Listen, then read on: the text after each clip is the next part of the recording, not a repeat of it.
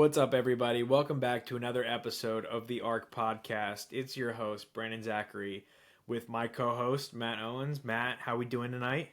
Doing well, man. Can't complain. Ready to get it going right again, man. Let's do it. Let's go. Let's go. We've been on a nice little roll here with some interviews. They've been awesome so far. We got a couple more releasing coming soon, so that's exciting. But tonight it's just Matt and I. We're going to talk on a topic that both of us have, I'd say, a interesting relationship with in the past, and that's navigating internal and external pressures. I think this is something that everyone, not just in sports, goes through, and definitely things that Matt and I have had a bunch of experience with, both playing and coaching. So it'll be fun to dive into some of the things that both of us have experienced and hopefully give some pointers and maybe a little bit of advice to anyone who might be dealing with similar issues. So Matt, just to jump start it, I guess, when you hear the words internal, external pressures, not to put you on the spot, but what comes to your mind first? Like, when I think internal, external pressures, externally, I'm thinking coaches, if you're playing at a higher level, fans, family, friends, all that jazz. Internally, it's your motivations, your goals, how you view yourself, perception, all that kind of stuff. So when you hear internal and external pressures, what do you think? Yeah, I think from like the external aspect, it's pretty much just like what you described. Pretty much somebody outside that has an expectation like for you. Yeah. And obviously that expectation, I think, in my opinion, that's kind of what creates that pressure for that person. And then internally, what you kind of expect to do or what you want to do, kind of how you go about your business or, what results you're getting and everything like that. Just trying to get something going and it's coming straight from you. It might be a goal. Yeah, again, it might be an expectation or something like that. Yeah. And now I think something that might be helpful that could bring light to these things is maybe we can bounce off back and forth some ideas of internal and external pressures that we faced. Right.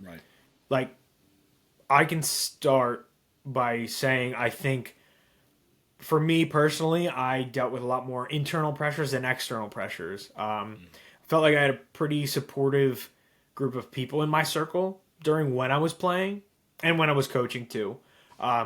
So I really didn't feel a lot of pressure externally. Most of my pressure that I would put on myself was more internal. The biggest example for me, I think, was going from my sophomore year to my junior year in college. My sophomore year, I had a pretty good year. And then going into junior year, I think I put a lot of pressure on myself to kind of surpass what I did my sophomore year. Looking back, obviously, that's probably not the mindset you want to have. Obviously, you want to get better every year, but I think I was putting too much weight into that. And it's like, all right, I got to throw harder. I got to do this better. I got to do this better. And I think it was almost like we kind of talked about this earlier. It's like paralysis by analysis. Like, I was almost digging too deep into things that I needed to get better at and correct, where I wasn't really refining one thing I needed to work on. It was almost like I was trying to refine everything. And Right. again, like, you're not going to get anywhere by doing that. But again, that internal pressure for me came by some success I had the previous year where I felt I was in a pretty good flow state. I wasn't really thinking too much come game time. I was just kind of playing and it was working out really well. And then junior year, there were just so many thoughts in my head, I think, due to the previous success that I had, that it was almost consuming me a lot. Like, every week it was like, here we go, here we go. And then it became very results driven, which after playing and coaching, you and I both know that's probably not the most healthy and accurate judgment of your work that you put in. Sure. And I would feel really good, and then I had a bad start. And it's like, okay, I need to restart this from scratch. And it's like, well, you felt good, you threw well. They were just better than you that day. Now, like, Right. you can build off that and learn and be like, okay, maybe I'm not throwing these pitches in these counts and I need to improve on some things. But it almost felt like every week I was trying to start from scratch and see what I could do. Right. But that's my biggest first example, I'd say. Now, did you have any sort of similar experiences with that when you were playing? Yeah, I mean, I think I kind of had more external in high school. Getting to college, definitely more internal. Yeah. I think the external pressure in high school for me was mostly a result of getting hurt and trying to like bounce back. And it's crazy how it kind of like starts for me from the external aspect. Like the biggest first one is like you tear your labrum. If you pitch, you're kind of done. Like in a Yeah. lot of people's eyes, right? Like now, granted, that's not necessarily the whole truth, but like going first opinion, second opinion, third opinion, like seeing three different doctors and everything like that, and like first one's like, yeah, you're probably done. Like second one's Yeah. like, maybe there's a shot, but you're most likely done. And it's just like you go see another doctor, and it's like, nope. See another doctor, it's like, nope. And it's like the third one's like, maybe the third time's a charm. And and kind of like being able to be put on that path to Yeah. come back and everything like that. Now, granted, my goal was to play college baseball, so I kind of abandoned kind of my rehab a little bit earlier than I probably should have to try to focus more on like the hitting aspect rather than like Yeah. the pitching aspect.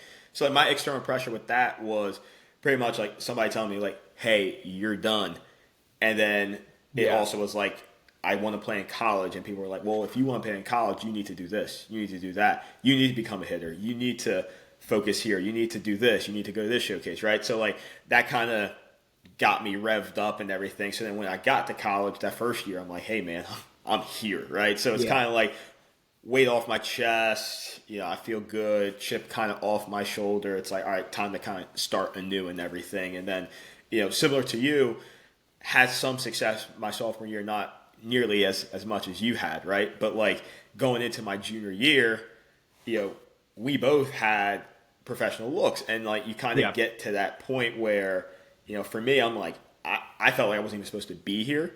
And then I'm like, oh, what? Somebody's telling me I might be able to play some professional baseball. I'm like, oh, that's Yeah. cool. Now I'm like, oh no, I don't. Am I ready for this? Can I do this? And you kind of have those doubts creep in, and that was Yeah. my internal pressure. And that whole year, I'll tell everybody that like my junior year was probably the longest year of my life. And then, from a personal aspect, it was probably my worst year. Well, it was my worst year playing. And then also, as a team, we lost in our championship game too. So it's like, for me, it was Yeah. like failure and then another failure. And then I wanted to even just like quit going into my senior year because I was like, I don't know if I can live up to my expectation for myself. And, that junior year, I'm fighting external. I'm also fighting internal the entirety of that year. So that was difficult. So that was probably like the biggest example that I have, especially from like a playing aspect of like where Yeah. I kind of had to deal with that. Yeah. You brought up the internal pressure when you're in college and kind of talking about where you were like, I wasn't even supposed to be here. Right. So do you think, because now that I never thought about it like this, but I think it's relevant now. Like both of us in high school didn't really get many college looks. All my college looks came late, at least to more athletically inclined schools later. Like previously, I was getting recruited by like smaller Division 3 schools, but then like once I kind of got a little better and better and better, a little bit more came about. But like for the most part, you and I both felt like we were overlooked a little bit in high school. At least, definitely at the time, we felt that way. Like, Right. so when you go and you have success in college, and then I had success when you're a sophomore, which is relatively young at the collegiate level. Some people don't get to play until their junior or senior year. Do you think a piece of that, our junior year, those internal pressures came from the fact that we had a chip on our shoulder, then we had success, and it's like, now we got to make another chip? Does that make sense? Like, you're Yeah, almost absolutely. trying to create those pressures in yourself because it's like, wow, this worked for me in high school to get me here. Now I got to like try to redo that because I have a vivid memory of this is going to sound so stupid, and I really don't like the fact that I did this looking back. I wrote down the name of every pitcher that was labeled in front of me for All American my sophomore year. Not even, Right. if you look at the stats, I should not have been an All American. It was more, and I didn't think I should have been. It was more so that I was like, this is my competition about who I want to like surpass. But then it's like, at the time, I should have been focused on, okay, this is where I'm at, and I can chip away at being a better version of myself every day. Where that was the goal. Where it's like, if you're driven by something else that's not working on yourself every day, I feel like you're aimlessly just trying to get better for the wrong reasons, if that makes sense. Right. It's like chasing something you can't see, honestly. Exactly. Yeah, yeah, yeah. That's Yeah. because you're not seeing those guys put in like the work that they put No. in. No. They could be hurt. They could be having a terrible year. They could be chasing somebody else, right? So it's like you never see. So it's like you're kind of like No. looking at something you can't even see. Yeah. I mean, and that's I think it's a normal thing. I think a lot of younger guys they kind of go through that point. And Yeah. somewhere along their journey, you kind of look at somebody and you're like, well, why is he getting the recognition I feel like I should Yeah. get? And it's funny, like you said that at the time you're looking at it, you're like, why didn't I get this? And then now you look at it, or in recent years, Yeah. you look at it, you're like, I didn't deserve that, right? I think Yeah. it's. I think the biggest thing too with like external pressures is environment for sure.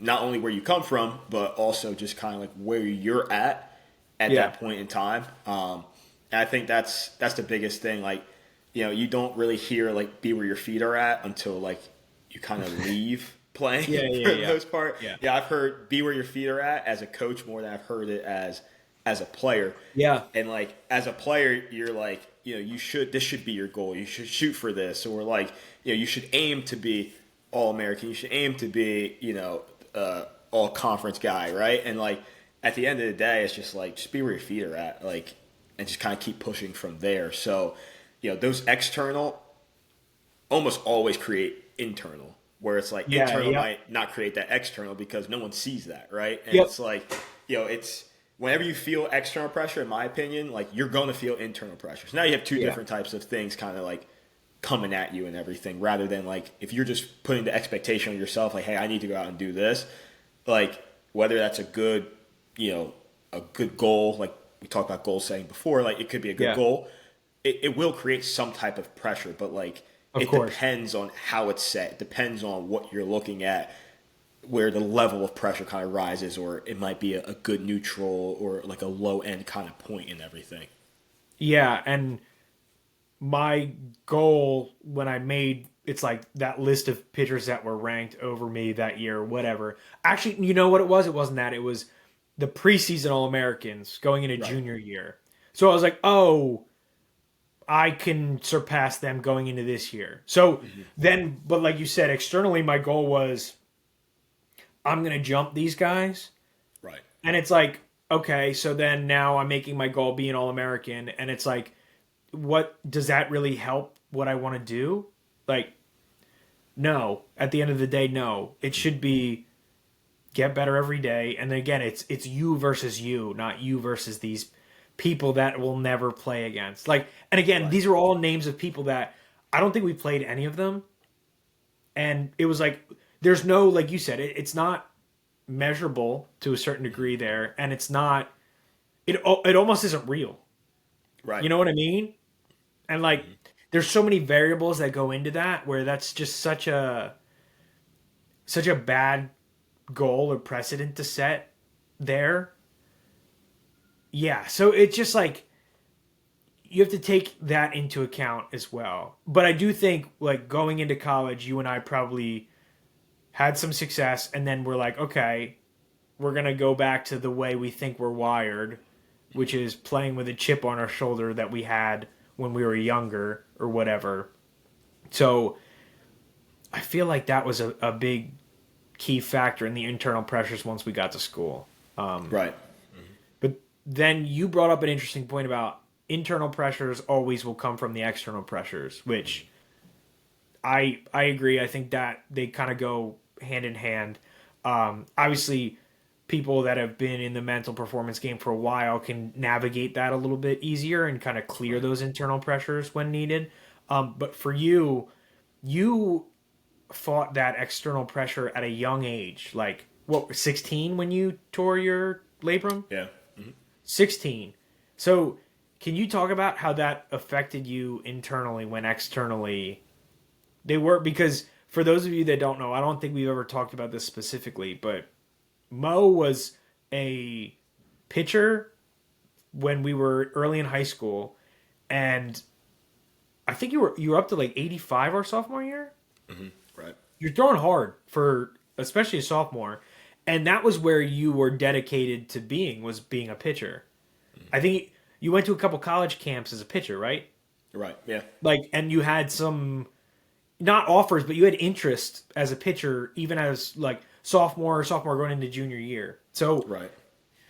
can you explain how you navigate that external pressure and how that affected you internally when, you worked so hard to get to a certain point and then the doctor's like, "No, this is done. Like, you're Yeah. done with this." And then the shift that you made, cuz you pivoted pretty quick. So, how did that affect you internally? I was embarrassed. I think honestly that's the first emotion that really comes to my mind. Like, especially being 16, being in high school, you kind of worry more so what like other people think. Of course. And so like every year, I start harder, Yep. and like especially at a time where it's like there wasn't, I guess, a tremendous amount of velo, and it's like you wanted to hit Yeah. 90. Like 90 was like that was the number like Yeah. 10 years ago, right? So I'm like Yep. 5 off. I'm like I'm gonna keep getting there, but like to be honest, like at the time I'm like okay, I throw harder than this guy, but he's actually a good pitcher. I stink. Like so, like he's getting outs and everything like that. So like he's Yeah. looking at me like you're not that good, and I'm like I'm better than you because I throw harder. So like Yeah, yeah. kind of inflating like your ego, and then Of like you course. get hurt, and it's like, well, you have to figure out A, how to bounce back, B, how to kind of regain like what you had before, and then get better than what you were before and everything. And like it's that was the biggest emotion. I think that was kind of like why I also ended up stopping. I completed rehab, and it was almost like sticking it to myself as well. It's like, if you really want to do this, like you have to complete this. And then you kind of get to the end, and it's like it's time to start throwing again. And you hit the field, and it's like that thing's not going anywhere. It's Yeah. like super embarrassing because like being around my peers that kind of see me come up and everything, I'm like, I felt like I failed myself, and at that time I'm like I don't even know like really what to do. Yeah. And I was lucky at the time I had a coach that he was like, hey, when you get home from school, even though you can't pitch, like I know you want to play college baseball, there's a lot of different avenues you can take. Like I would kind of you play travel ball, you get kind of thrown out. Like we didn't really have POs at that time, so like No, you yeah, know yeah. you pitch and you go play outfield, or you pitch and you go play third, or something like that. Yep. So like I never really got extra ground balls. I never Yeah, stayed yeah. after and like hitting the cage or whatnot. I'm like, whatever. Like I'm pitching. Like that's gonna be my path. Yeah. And he was like, hey, I'll pick you up from your house when you get home from school.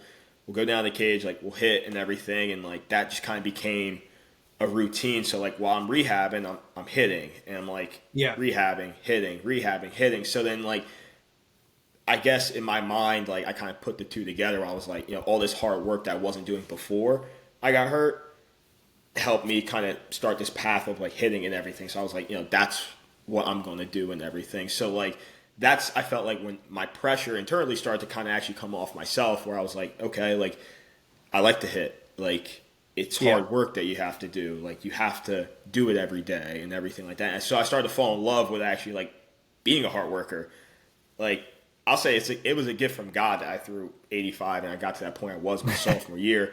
It wasn't me, honestly. Yeah. It wasn't me. Like it was given to me. I didn't do anything to really like shape it. Like I did lessons here and there and everything like that, but like outside of that, I can say I wasn't working hard at all. And Yeah. so like leads to me getting hurt, becoming that wake up call for me then to be like, okay, like you are lazy.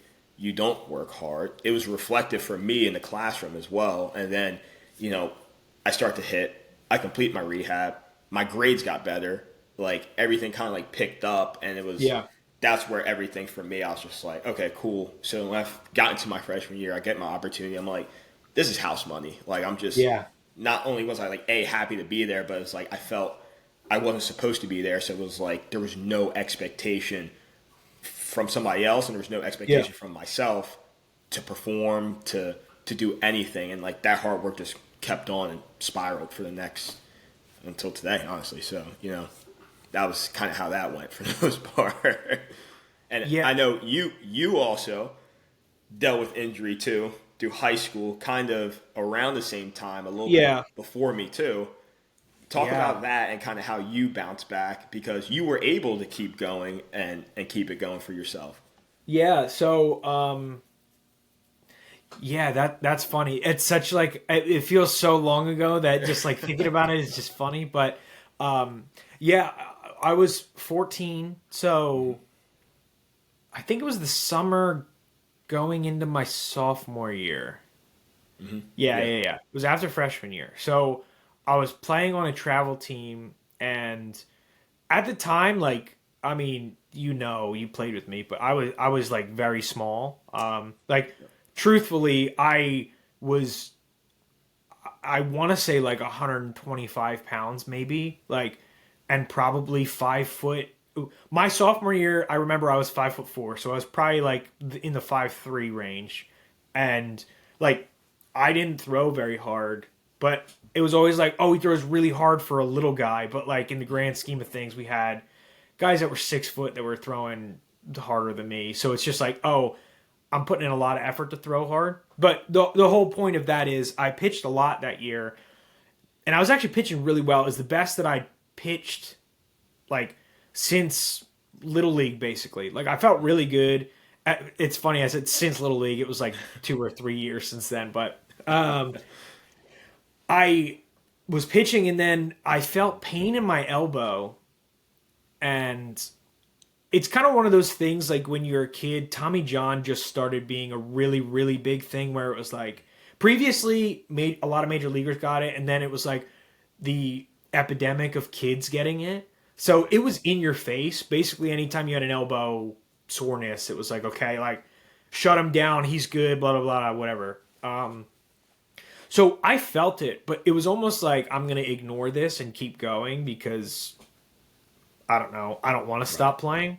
Yeah. So I kept throwing, and then by the end of the year, like not that I was throwing hard, but like they were like you're throwing slower than you've been previously. But I was still getting outs. It was kind of weird because I kind of learned how to pitch better because I couldn't rely on like a fastball anymore because I Right. was throwing slower. But then we went to the doctor, and they said I broke my growth plate and then partially tore my UCL. And basically, my growth plate broke because at 14, it was still open. Your growth plate's closed once you like start growing and stuff. So like, I barely even hit puberty yet. That's how like my growth plate was not attached at all. So my growth plate broke, and it was slicing against my UCL. So it was like a very very minor tear, like very minuscule, where when we talked with the doctors, it was very much so like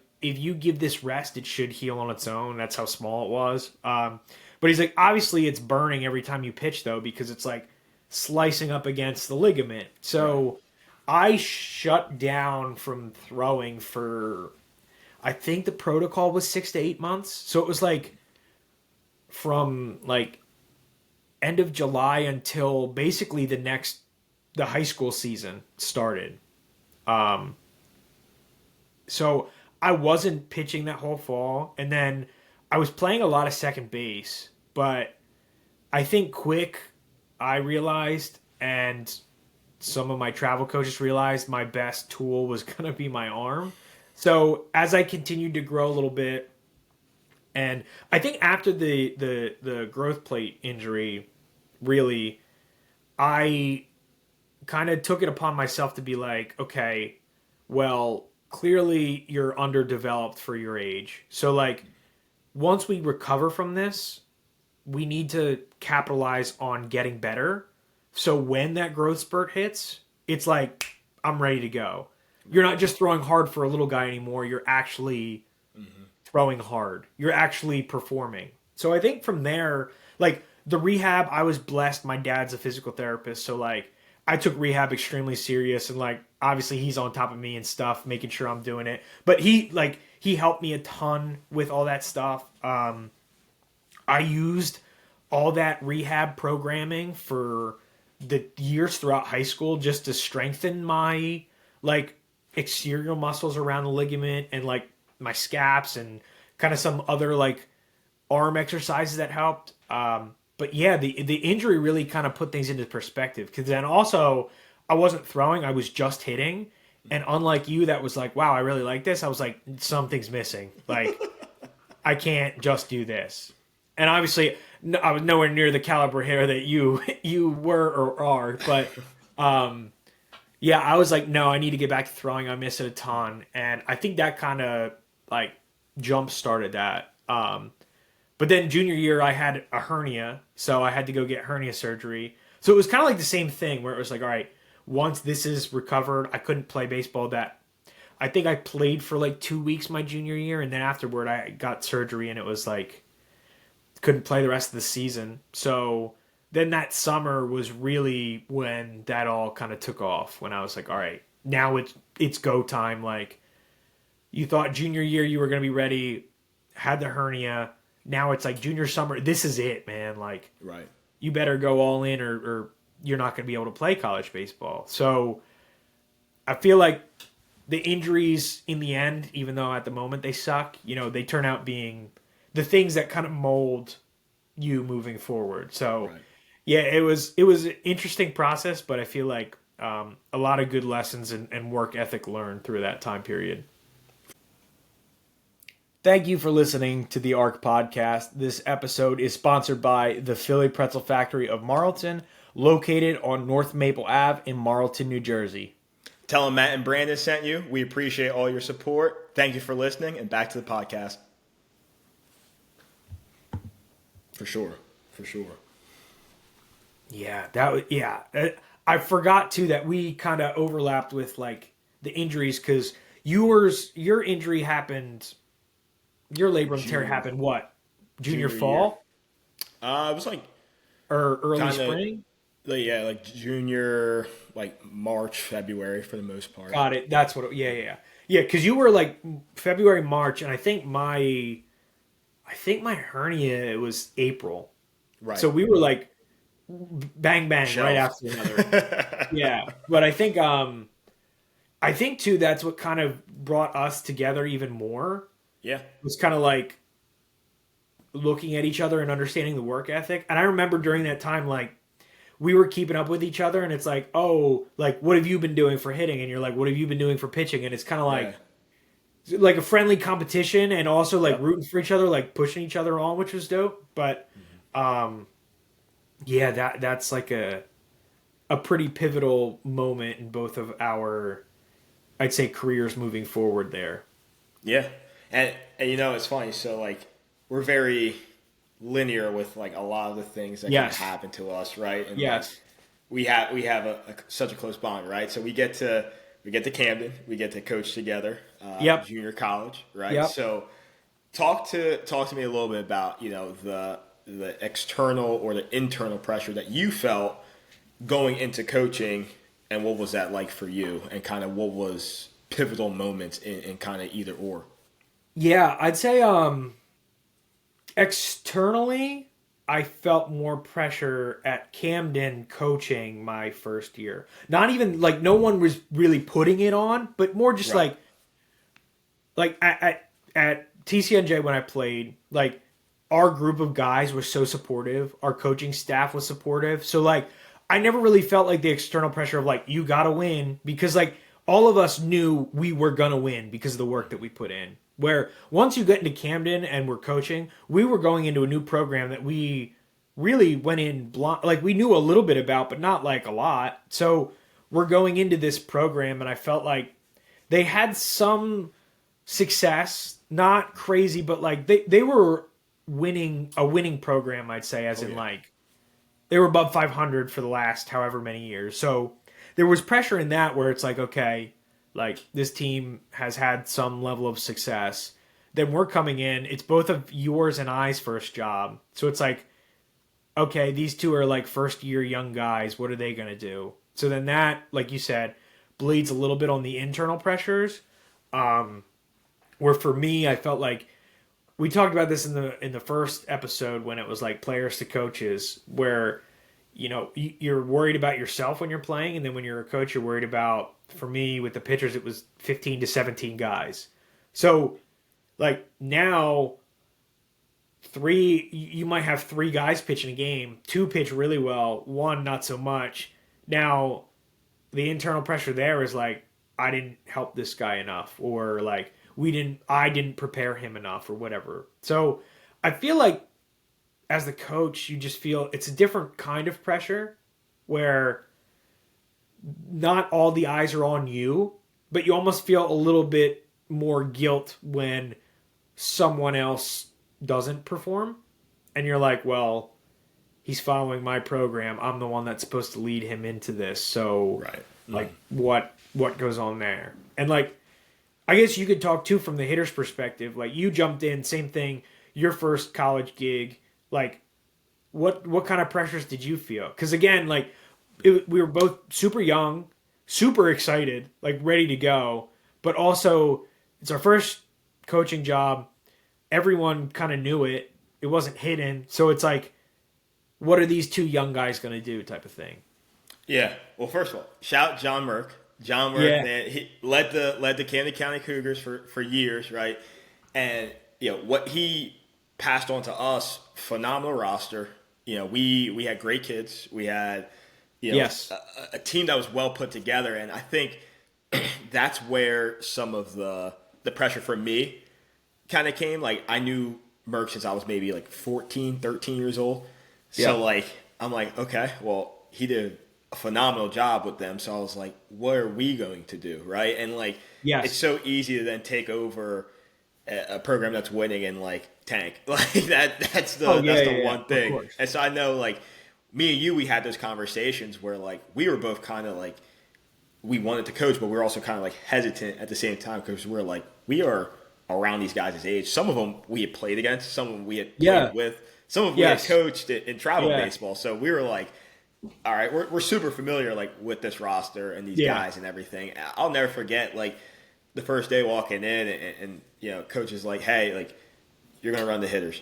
I'm like, okay, cool. And I'm like waiting day by day for him to then come in and be like, okay, like I got this now. And Yeah. then it didn't happen, so I'm like, oh, okay, I need to then be more prepared. I need to figure some things out. I need to be more organized and everything like that. And so like I think that like you said, like the biggest pressure comes with, when something doesn't go right or Yeah. something that you show a guy doesn't work, especially as a first year guy or first year coach, like you kind of Yeah. sit there and you're like, oh man, like am I doing this right? Is this kind of what I'm cut out for and whatnot? And like especially with how everything kind of happened, like we start in February and you and I get hired in like mid January, so we're like just thrown right into it. So it was kind of a Yeah. lot. Like there's no time where you're like sitting there, you're like, oh, I'm interviewing for this job, like I'm Yeah. Yeah. Yeah. preparing and like I'm going for this. Like we were asked to do it, and we're like, Yes. yeah, let's do it. Like sure, Yeah. and it just kind of took off from there. So externally, and it's probably not even external because Merck never said to us like, you guys better go out and win.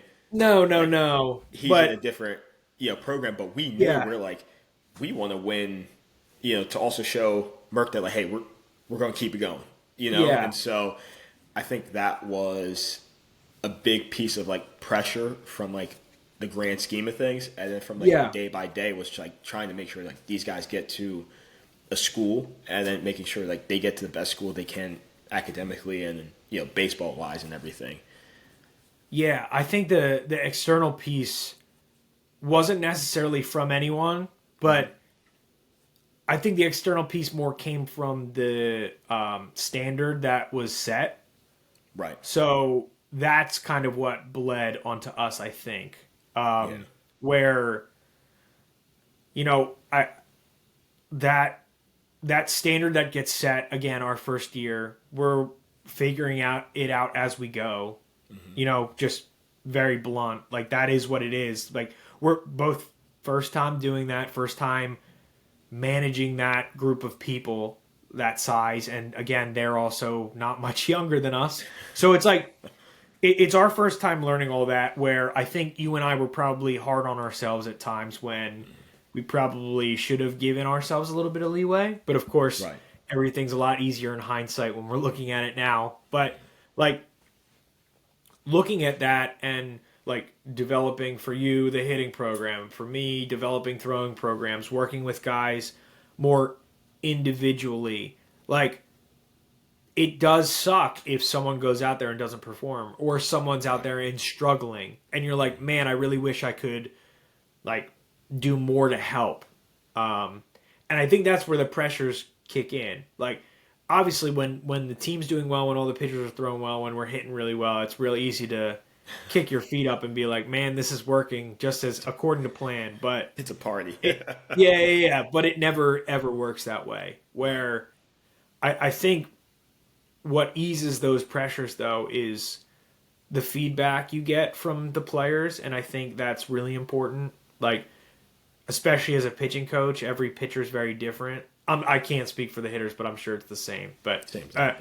Yeah. pitchers, everyone's very individualistic, and the feedback that you get from guys where it's like, oh, I actually feel a lot better when I do this thing that we worked on, or they're honest. They'll be like, I don't feel what we're trying to get here, and adjusting from there. I feel like that's how you can navigate those pressures better because it's like, all right, this is a little bit validating as to like what we're trying to do, and it's like we are helping, and these messages are getting through.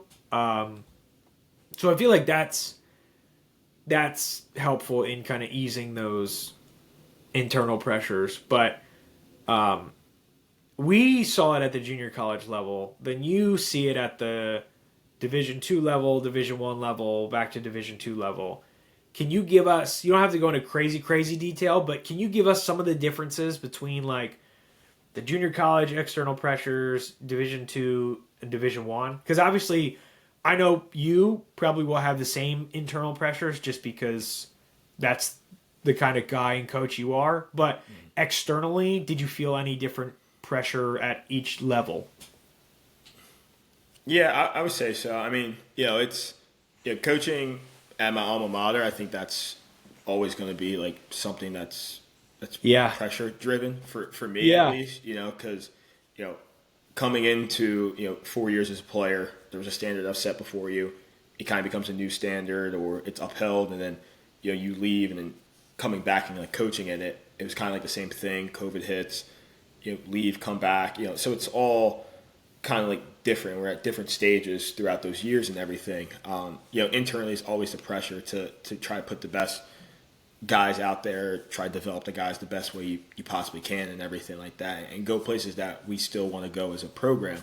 That pressure will always be there internally, but also externally because, Yeah. it's funny, when we were talking about Camden County and like you said, they set a standard before we got there. That in its own, like external doesn't necessarily always have to be a person. It doesn't always have to be, something that was said or anything like that, or maybe like a goal or expectation. It could be something as simple as like a standard, like what it means to Yeah. be there at that point in time. And I think, for being at Chestnut Hill, like where we're at that point in time, like there's always going to be external pressure to go where we haven't been, right? So, that's what you deal with while you're there and everything, and that's a blessing. I think it's funny. Pressure is always going to be a blessing when you Yeah. look at it the right way, right? It could Of be course. damning if you look at it the wrong way, but it's a blessing if you look at it the right way, right? And we can get into that a little bit, but going to Norfolk State like that, for me, externally, the pressure was they had won a conference championship maybe 2 years prior. Yeah. We go into a new conference and everything like that, so they kind of had some pieces from like that championship run. The year before was a really big down year. So like externally, it was like, well, what can you do to make this better? And Yeah. that wasn't necessarily like, I didn't necessarily feel that internally because going down there, I was getting acclimated to a new program, a new tradition, a new school, a new Yeah. environment, new area, right? So like, my pressure became as I started to get to work. But externally, it was like, how can we get back to where they were at 2 years ago and everything like that? And granted, it's a step up in competition when it comes to Yeah, of like the course. conference, but like at the end of the day, like no one cares. Like they Yeah. went to the SEC. Like, how can you go and get to an SEC conference playoff, right? So it's Yeah. like at the end of the day, it doesn't really change from that external part. Like you always want to go out, you always want to win, but you also want to, build as you do it, right? And so for me internally there, it was also kind of like, I kind of had a similar feeling to when I played summer ball. I played in the prospect league my sophomore year going to my junior year, and being out there, I'm like, wow, like there was high schoolers that were better than me going into my junior year. They're going to their Yeah. freshman year of college, and like, granted, like a lot of those guys became draft picks because they were that good. But like being exposed to it for the first time for me, like it was internal pressure where I'm like, how can I not be better than a high schooler, right? I'm like, I'm this Yeah. guy. But so there it became trying to prove that you belong, right? And so like Yep. fast forward going to Norfolk State, like I hadn't been at the Division One level as a player, I hadn't been there as a coach, right? So like the only thing I've been exposed to for Division One baseball is we played Navy twice during my 4 years at Yeah. Chestnut Hill. You get to see it, on TV throughout the course of the college baseball season. So I'm like, trying to prove that you Yeah. belong, and like, people go about that in different ways. For me, it was more so like trying to develop this guy into being like D1 average, D1 great, D1 like all conference, right? So it's like you're trying to like get that guy take a step up and everything. And so like the pressure for me there was trying to get like it was similar to Juco, getting in D2 as well, getting those guys as Yep. best as much development as you possibly can for the most part. Can you talk about, because you just brought something up that triggered something else in my brain. So you said like Division One level, you kind of felt like you had something to prove because it's like I haven't played here and I haven't coached here. So I feel like I'm of the belief that college, not college coaches, any coach in particular, you don't need to play at the highest level.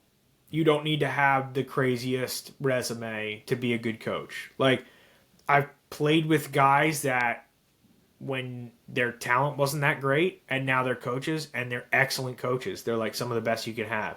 I've also played with guys that were at the top of the talent level that tried to coach, or I've heard them try to coach other people and it's like, "Oh, I just like throw my hands at it and see what happens." And it's like, "Oh, so like how do you fight that internally that like because I feel like that can bleed onto players a little bit wrong if you're like, look at me, I got something to prove. And like I've had plenty of coaches that like have not had the experience at the level that they're coaching at, or like you said, the players that they're now coaching surpassed any of their playing ability that they've ever had. And it's like, how do you put the ego aside there and not be like, I'm going to show you I deserve here to be here, and be like, I am really good at what I do and I'm going to help continue to get you better.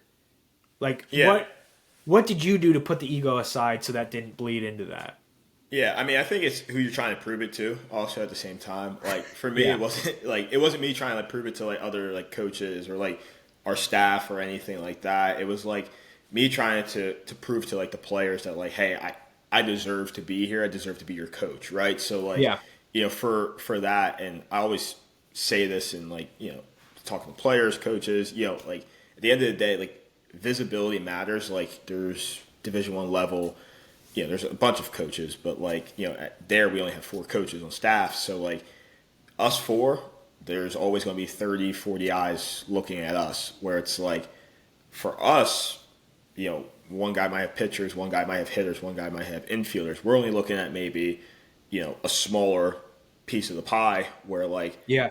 the team is the large piece of the pie, and they're looking at you, you, and you, and you. There's four easy people to point out when things go Yeah. well and when they go wrong, right? So like Yep. for me, like the pressure of like all these eyes are going to be looking at me. Okay, well, I need to show them like, hey, like this is how hard I'm going to work. Like this is the standard Yeah. I'm going to set. Like this is what we're going to go out and do, and you go out and do it, right? And so like for us, like we improved on certain numbers and everything like that, and like obviously like the win total, like anybody can look it up, it wasn't great, and like but you can sit there and be like, for those guys, like I still stay connected with a bunch of those guys today, and like you could talk about like they appreciate it, like hey, Yeah. I got better doing this or I got better doing that, and it's like it's not always going to be the grand jump of we talked a lot that year about like hey, like I think we were I think the year before it was like bottom third for like a couple of numbers, and we were still in the bottom third that next year. It was the same team, but like Yeah. those numbers got better within that bottom third, right? So it's like improvement. Yep. It's not. It doesn't necessarily have to jump into that middle section. Like you work with what you have. So for me, it was like Yeah. the promise to them, like, hey, we're going to work hard to improve these numbers, and whatever's put out on the field, like, hey, like we're going to do it better than what it had been in the past and everything like that. And so like they appreciated that, and like they were ready and willing, and they wanted to Yeah. get to work and everything. So that was a cool aspect of that. And so like for me, like that's kind of how I proved I belong, because I was like I'm trying to prove it to each individual that I worked with every single day. That's like, hey, like I'm here for you, but also like I want you to like know that like I'm trying to prove this to you too. Like I'm going out, I'm like trying Yeah. to like get you better, and not Yep. and that's nothing to do with me. Like that's me trying to get you to be the best version of like yourself and everything. And so Yeah. like a blessing too is like all those kids graduate, right? So like that was That's another huge. cool part about that. Like Yeah. it was bigger than the sport itself Yeah. and everything. So that was cool. Yeah. I think a lot of times the coaches that do the best with like navigating that ego where they haven't played at the level that they're coaching at. I feel like some of the best things that players respect are if you're authentic as a coach, if you're yourself, like you're not trying to be someone that you're not. As long as you're yourself, you're being authentic. They respect that and appreciate that. If you're open and honest when you communicate and explain to them what you're doing, like not just being like, I want you to try this because I said so. It's like, Right. no, I want you to try this because here are the reasons why I want to do this. I saw this in the game, and I think these slight adjustments can get us whatever it is. I think being open and honest is huge. And I think lastly, like you said, that you showed is the work ethic. Like nothing will gain a player's respect more than you working harder or like just as hard or harder than they are. Where like if you show like I'm putting in the work, I'm putting in the effort, I'm creating these plans, and they're backed by all this information that I have, I feel like any player will respect that and will want to go to war for you. Yeah, I just feel like those three things are the big pieces in my head for coaches that if you feel like you have not even, I feel like you had a good mindset of like I'm going to prove to you that I'm going to continuously work hard to get you better. But some people are like, I need to prove it to you guys that I belong here and that I'm smarter than you. Right. Yeah. And if you're authentic, open and honest, and you show that you have the work ethic it takes to get people better, I feel like that surpasses everything. And then anyone's Right. going to have respect for you, Like, if you're just sitting there and screaming at guys and telling them to do this because I told you to and I'm the coach, like, no one's going to want to play for you. No one's going to work hard for you. But you showing them those things, I feel like motivates kids to want to be better and want to play for you and work hard under you. Right. And I think we talk external, internal pressure. I think a lot of the times, like if you're in a position of leadership and like you have somebody or a group that you're trying to like bring along, to alleviate the pressure on like that group of people, like you're not there, you're there for them, but they're there with you, right? So it's not Yes. like Yep. they're underneath you, like you're trying to bring everyone along at the same time Yes. and everything. Yeah. So it's like, in my mind, development's always been it's a collaboration, right? So like you said, like if you're like, hey, do this, and I need to impose my knowledge like Yep. on you, Yeah. it's not, especially nowadays, that's not going to be receptive from Yeah. the person who's like the subordinate or the player or like the person who's like under you on the chain of command. Like, but if you're like, hey, like if you lead with why, like, this happened, this is what we're gonna do. What do you think about that? Or like, hey, what do you feel? And everything like that. Like that's why you have places like you have your drive lines and everything. They have a great deal of success. They even posted videos and like they have guys talking to with with a professional baseball player, and they're asking like, hey, what do you feel? And then they're like, hey, like let's try this, or hey, let's do this, Yeah. and everything like that. Like failure is always going to be a part of anything Yep. you do. And failure can create pressure. Failure could be a result of pressure. Like, so it's just like if it's a collaboration, if the person that you need to perform for, like, that they're there with you, they're there for you, like, you're probably going to have a better chance at being successful or not being as kneecapped by, failure or like the mounting pressure or anything like that in like any situation. Yeah. And you brought this up earlier and then kind of mentioned it a little bit, like about pressure being a privilege. And I think that does bleed into like once you get to the higher levels, each level you'll have more and more external pressure for the most part. Like, and again, I got a small taste of it with one indie ball season. And even in my one season, man, indie ball is no joke. Like, the team wants to win, and the external pressure there is if they're not winning, they have to make changes. Because again, Right. they're trying to make money, they're trying to stay afloat. There's no in college where it's like, all right, we can keep him and develop him. Even in affiliate minor leagues, sometimes it's like, oh, we can keep him. He's got good stuff. We can develop him. Like, no, indie ball is win now, and if you're not winning, like, you're done. I saw some kid on our team that I played with, like, he threw the week before, was then the next week came back and threw, and I think got hit around a little bit, then walked the bases loaded, and I think walked one or two runs in, and then next morning he got cut. Just like that. And it's like, it's more of a business. So then those external pressures come, they weigh a little heavier because it's like, all Right. right, well now, I mean, we talked with DC about it. We talked with Tommy McCarthy about it. Like we've talked with plenty of guys about those types of things where then like it's a business and the transactions happen quick and there's a lot of external pressures from the team's got to win, so then you got to perform because if you don't perform you're going to get cut, or if you don't perform you're not going to get promoted to the level that you want. Like each level it does rise. And like you said, pressure, the old adage is like pressure is a privilege. And to a certain extent, it's like, yes, because each level you get to, like, you're reaching more and more goals, but the pressures elevate higher and higher and higher. So I guess I bring that up now because I feel like this is a good point where you and I can talk about maybe how to. I feel like the title of this is navigating internal and external pressures. Right. I feel like the one you can control is the internal pressures, or not allowing the external pressures become internal pressures, because the external pressures will be there no matter what. If you're a big leaguer, from fans, the team, all sorts of things. If you're a coach, maybe the college that you coach for, maybe you're an assistant and it's your head coach. There's all sorts of external pressures that you can't necessarily control. But now let's see, can we give any tips, tricks, advice for navigating internal pressures or making sure that external pressures don't become internal pressures? Yeah, I mean, I would say external pressures for them not to become internal pressures is that person's not in it, right? Like they might be your boss, right? But they're not in your shoes, right? So like Yeah. you can't control what is said.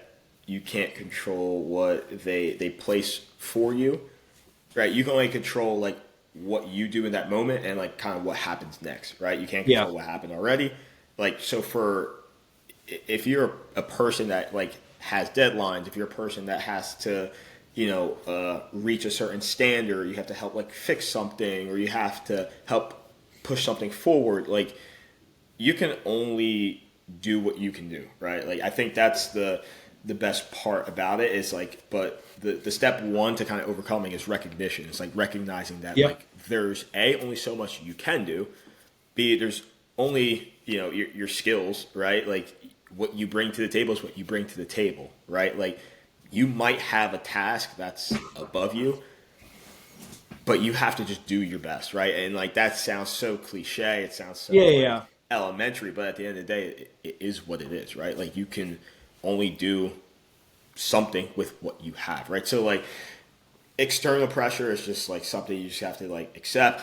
Like, hey, this person's done like giving me this goal. This person's giving me this deadline. They're giving me this task.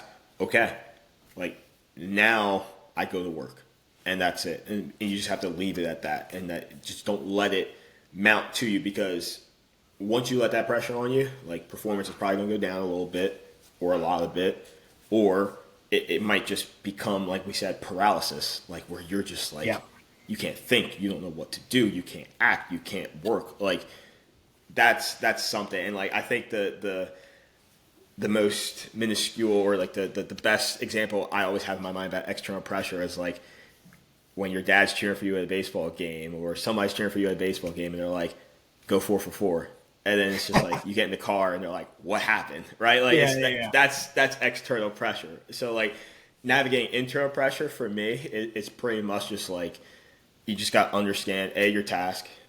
You got to also just sit there and be like, okay, like think it through. Think about how you're going to act. Think about what you're going to do. Think about what that road looks like to getting Yep. to your end goal and everything like that. And then that's where you can kind of start to shake off like your pressure because there's so many factors, right? Like if you have a deadline, did you procrastinate? That could be what causes some of your pressure, your internal pressure. It could be a long paper in college, right? It's 30 pages and like you could start the day of, but you never had to do that before, right? So like that creates some internal pressure on you where it's like you're anxious because you're like, I've never typed something this long. Like what if I lose track when I get to page 10, page 15? Like it's just something that you have to just take it like one step at a time and everything like that. Like personally, that's kind of how I would Yeah. go about it or try to like help someone kind of navigate what those two look like. What about for you? Like what would you say to somebody that's going through, external or internal pressure? Yeah. Again, like you said, and I agree with the external pressures. Like you said, it could be the dad in the car being like, "Why didn't you go 4 for 4?" Or "Why didn't this happen? Why didn't X happen?" You can't control that. You'll never be able to control that. And I think the biggest part is accepting you can only control what you can control, and that is Right. such a cliche, but it's so true. Like, be where your feet are at. If something happens, if you're some a lot of times external pressures are people deflecting their own feelings and opinions onto you. And the quicker that you can accept that and understand, listen, this isn't a pressure that I need to feel just because someone else is and they're putting it on me. Doesn't need I also need to feel it. I feel like that's very big. So you can only control what you can control is a big part. Next is with the internal pressures is acknowledging that it's there. I don't think the idea of just ignoring it or pushing it down is good. Or being fake, like being overly optimistic in that scenario to a T where it's like fake, if that makes sense, where Yeah. you don't believe it. You have to accept the fact that you feel a certain way, and then from there, you can make a game plan as to okay, I'm feeling this pressure. Why am I feeling this pressure? And how do I move on and move past it? Because I feel like a lot of it just builds up quick. Right. If you can catch it early, attack it early, drill it down, and make sure it doesn't come back, then I feel like you're solid. I feel like pressures build. They're like a snowball where you can just keep building and building and building the longer it's rolling and rolling in the snow. Where if you just attack it quick, you understand, you acknowledge that the feelings are there, and then you deal with them in the moment. I feel like that's really important. And I guess the example of that would be like, okay, I'm on the mound, like I'm feeling pressure right now, like, oh no, bases are loaded, blah, blah, blah. Okay, step off the mound. What am I feeling right now? Feeling the pressure that the bases are loaded, and if I walk this guy, we lose. Okay, great. I feel that feeling. What can I do right now to alleviate that feeling? Okay, well, every day in practice I've worked on this, and this is how I feel good. I just need to throw a strike. Great. So how does that happen? When I clear my mind and don't think about anything, that's when I'm most effective. Fantastic. Now I'm going to step on the mound, I'm going to take a deep breath, and I'm just going to throw it right down the middle. And that's what you're going to do. That's like a very achievable and easy thing that you can implement. And I think the last thing for me that I'm a big believer in is when pressure comes, most people fall to the strength of their systems. And when I say that is they fall to the work that they've put in. Where, like, why would someone be confident if they get thrown out there and they're the hitter in the bottom of the ninth inning when they know they haven't put in any work all off season? You know, right. like, okay, yeah, you probably should be a little bit nervous, you know, like Right. you haven't done the necessary steps to get there. But if you understand that your process has been implemented over an extended period of time and it's been successful and you've had success using it and you know that you've put in the work, you should have the confidence in that moment to be like, I have prepared for this moment. I can take a deep breath. Just let my body take over. It's like they say confidence comes in preparation. And I think that's true. Yep. It's understanding that I've put in the time and effort to make sure that I am a master at this craft and I'm going to execute that right now. And of course, I think positive self-talk is always helpful. Right. It's a little bit harder in the moment sometimes, but even taking a deep breath and saying like when I was on the mound sometimes, like put the glove over my face and I just whisper to myself like you're that guy today. Like be who you know you are today. Like even just a little bit of that, just kind of juicing yourself up a little bit. It's like, all right, like there we go. Because then once that doubt creeps in a little bit, once that pressure creeps in, if you can kind of take a deep breath and be like, hey, like you know who you are. Like go out there and do your thing. It's very powerful and it's like, all right, great. I'm gonna eliminate that doubt from my mind and I'm gonna go forward.